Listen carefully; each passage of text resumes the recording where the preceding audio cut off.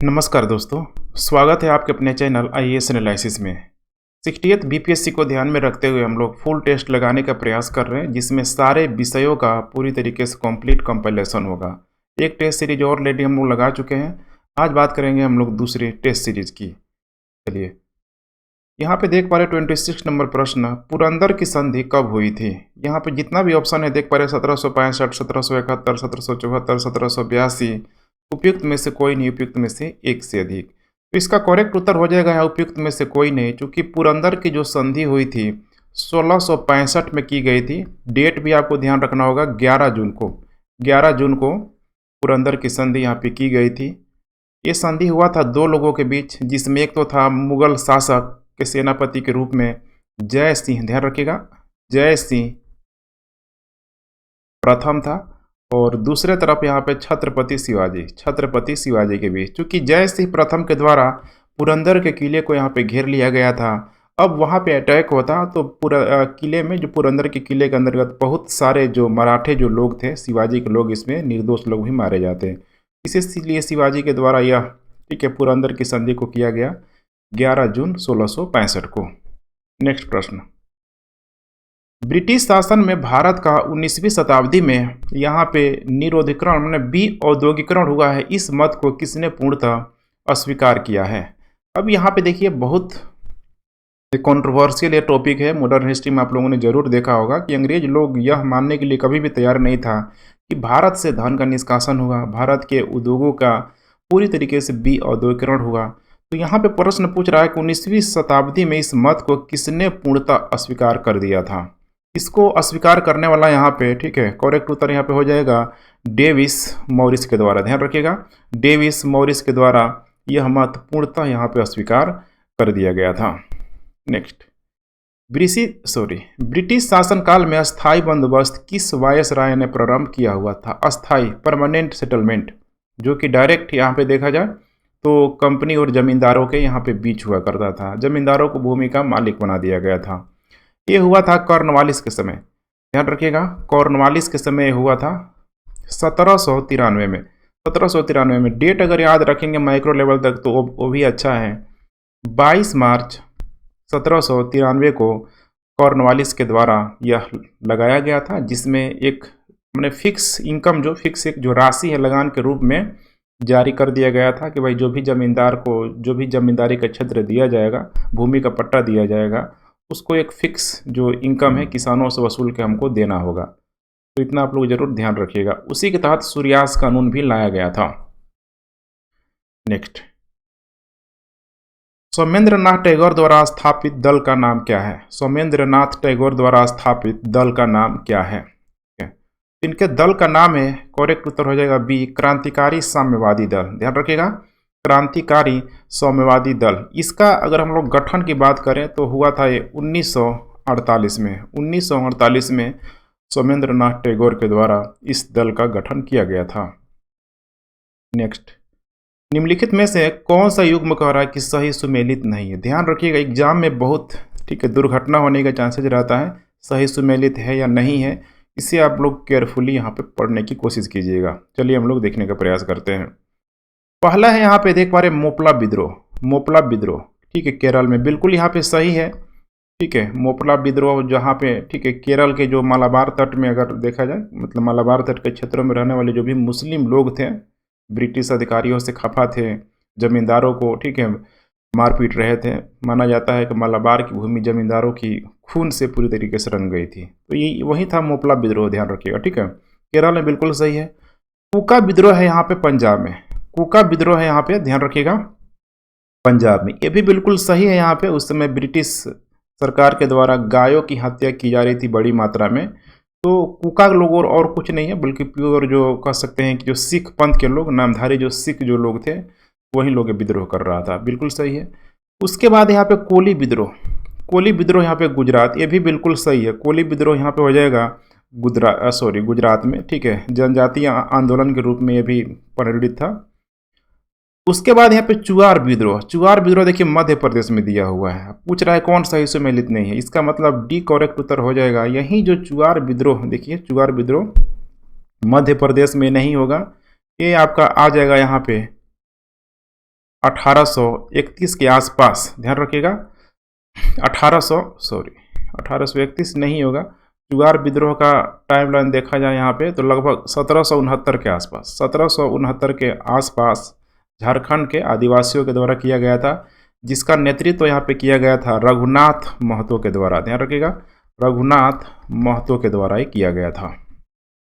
Next, global financial stability report, global financial stability जो report नामक अपनी रिपोर्ट जारी की है, किसके द्वारा यह जारी की जाती है, देखते चलिए आप लोग, ठीक है। इसका करेक्ट उत्तर हो जाएगा यहाँ पे विश्व आर्थिक मंच, विश्व आर्थिक मंच अर्थात अंतर्राष्ट्रीय मुद्रा कोष ग्लोबल फाइनेंशियल स्टेबिलिटी रिपोर्ट को ये जारी करता है। इसने अपनी इस रिपोर्ट में बताया है कि डिजिटल मुद्रा संपत्ति कैसे वित्तीय स्थिरता चुनौती पूरी तरीके से पेश करती है। हाल ही में किस राज्य में भारत के पहले खेल मध्यस्थता केंद्र का उद्घाटन किया गया है, ध्यान रखिएगा भारत के पहले खेल मध्यस्थता केंद्र का यहाँ पे उद्घाटन किया गया है, किस राज्य में किया गया है, तो इसका जो उद्घाटन हुआ है ये गुजरात में हुआ है, ध्यान रखिएगा गुजरात में ये हुआ है। केंद्रीय और जो न्याय मंत्री है देखा जाए तो किरण रिजिजू के द्वारा यह अहमदाबाद में, गुजरात के अहमदाबाद में इसके केंद्र का उद्घाटन किया गया है। हाल ही में आवास और शहरी मामलों के मंत्रालय, हाल ही में आवास और शहरी मामलों के मंत्रालय ने किस राज्य को सस्टेनेबल ट्रांसपोर्ट सिस्टम अवार्ड प्रदान किया हुआ है, किस राज्य को यह प्रदान किया हुआ है, ध्यान से आप लोग देखते चलिए।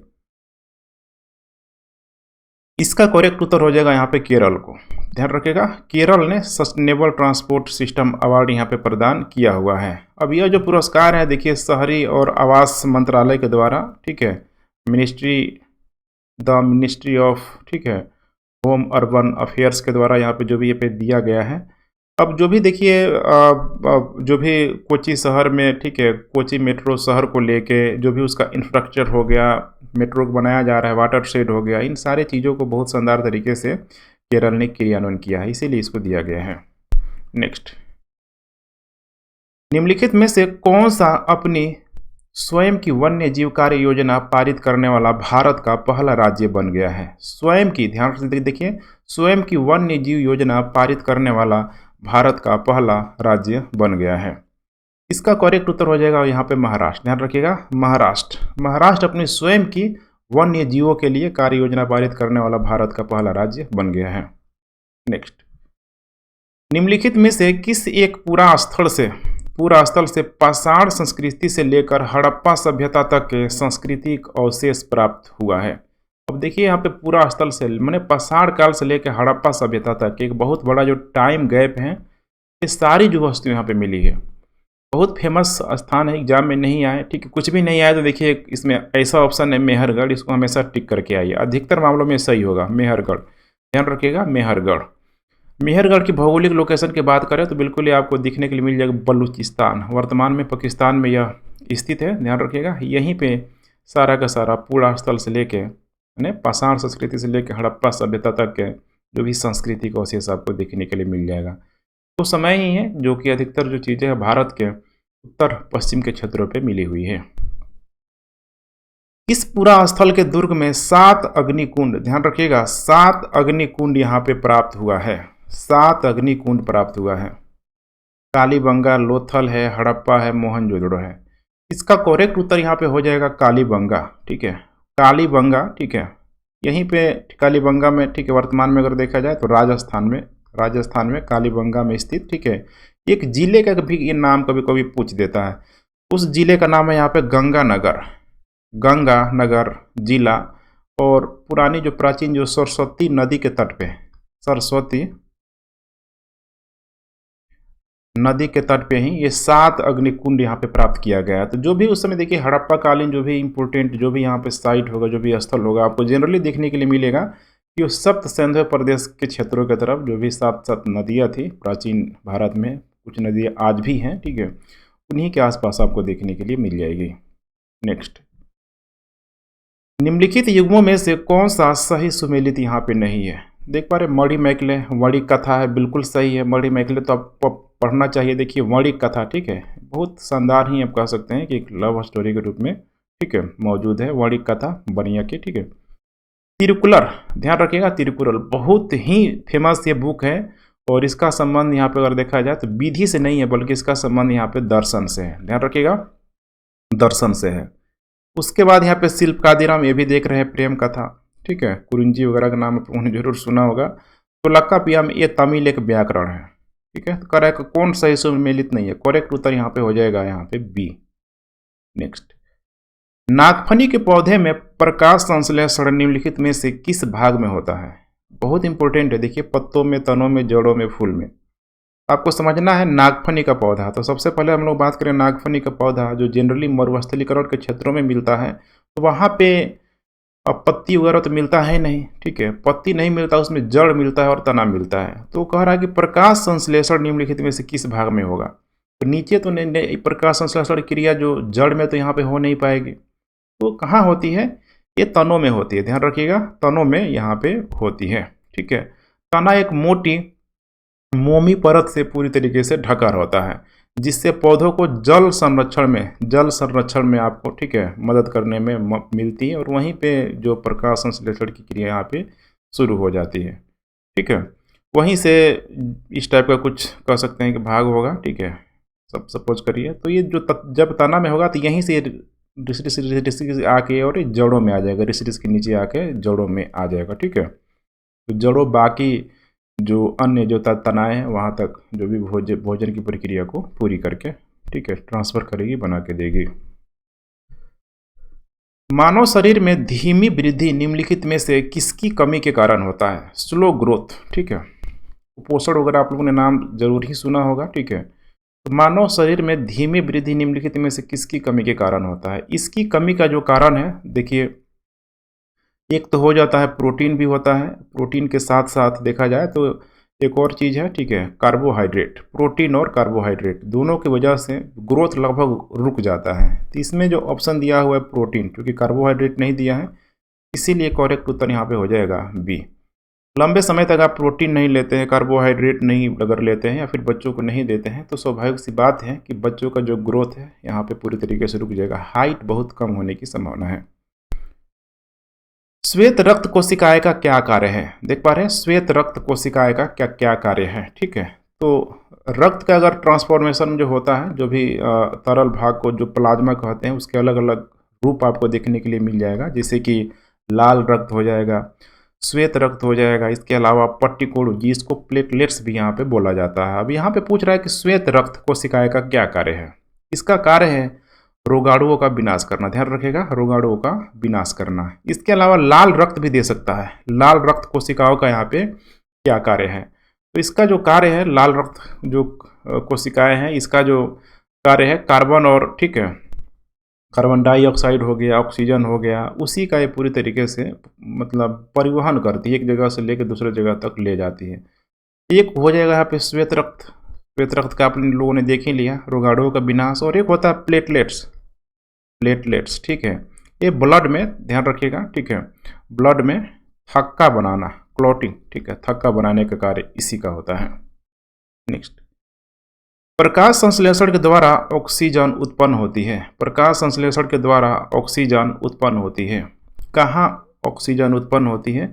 इसका करेक्ट उत्तर हो जाएगा, देखिए, वाटर में। ठीक है, H2O, वाटर। ठीक है, तो यहाँ से देख पा रहे हैं ऑक्सीजन का भी यहाँ पे, ठीक है, जो एलिमेंट यहाँ पे मौजूद है, तो यहीं पे ऑक्सीजन उत्पन्न होती है। मानव शरीर में, ध्यान से देखते चलिए, मानव शरीर में पाए जाने वाले तत्वों को उनके बढ़ते प्रतिशत के क्रम में निम्नलिखित युग्मों में से कौन सा एक सही है? अब यहाँ पे अलग अलग यहाँ पे करके दिया हुआ है, ध्यान रखिएगा, बढ़ते क्रम में पूछ रहा है। बढ़ते क्रम का मतलब, ठीक है, 1 2 3 4, ये बढ़ते क्रम में है। इसका मतलब सबसे छोटा सबसे पहले आपको ढूंढना होगा। तो यहाँ पे मैं देख पा रहा हूँ, जैसे लोहा हो गया, ठीक है, लोहा में जो पाए जाने वाला जो, ठीक है, शरीर में पाए जाने वाला जो लोहा का तत्व होता है सबसे कम होता है, ध्यान रखिएगा, सबसे कम, लगभग 0.004। उसके बाद नंबर 2 में आता है यहाँ पे पोटेशियम। क्या आता है? पोटेशियम 0.35, 0.35। उसके बाद आ जाएगा नाइट्रोजन 3 पॉइंट के आसपास, कार्बन का हो जाएगा लगभग 18, ठीक है, % के आसपास, और उसके बाद यहाँ पे हो जाएगा ऑक्सीजन। ऑक्सीजन की मात्रा सबसे यहाँ पे अधिक होगी लगभग 65% के आसपास, ठीक है। तो करेक्ट उत्तर हो जाएगा यहाँ पे बी।